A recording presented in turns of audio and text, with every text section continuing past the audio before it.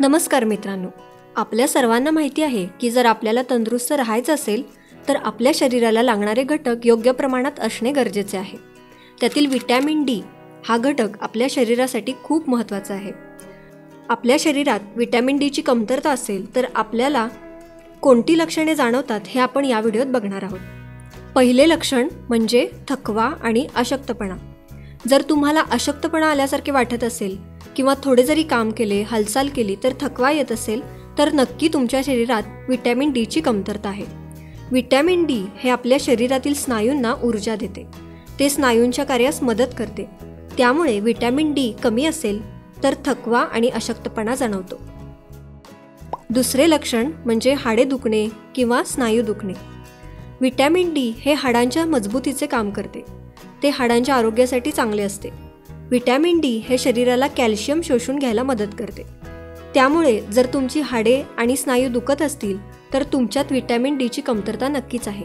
तिसरे लक्षण म्हणजे मूड स्विंग आणि डिप्रेशन। शरीरात जर विटॅमिन डी ची कमतरता असेल तर नैराश्याचा धोका वाढतो, सतत दुःख, लो एनर्जी असल्यासारखे वाटते। त्यामुळे जर तुम्हाला सतत लो फील होत असेल, निराशा जाणवत असेल तर विटॅमिन डी ची पातळी तपासून घ्या। चौथे लक्षण आहे की जखमा हळूवार बऱ्या होणे। विटॅमिन डी हे आपल्या शरीरातील रोगप्रतिकारक शक्ती वाढवण्याचे काम करते। जर तुम्हाला एखादी जखम झाली आणि ती लवकर बरी होत नसेल, जास्त वेळ लागत असेल तर तुमच्यात विटॅमिन डी ची कमतरता नक्की आहे। शिवाय तुम्ही सतत आजारी पडत असाल तर ते सुद्धा या पोषक तत्वाची कमतरता दर्शवते। पाचवे लक्षण आहे की केस गळणे। केस गळण्यास विविध घटक कारणीभूत आहेत, पण त्यापैकी विटॅमिन डी हे सुद्धा आहे। विटॅमिन डी हे केसांच्या आरोग्यासाठी चांगले असते। विटॅमिन डी हे केसांना मजबूती आणि पोषण देण्याचे काम करते। त्यामुळे जर तुमचे केस गळत असतील तर तुमच्यात विटॅमिन डी ची कमतरता नक्की आहे।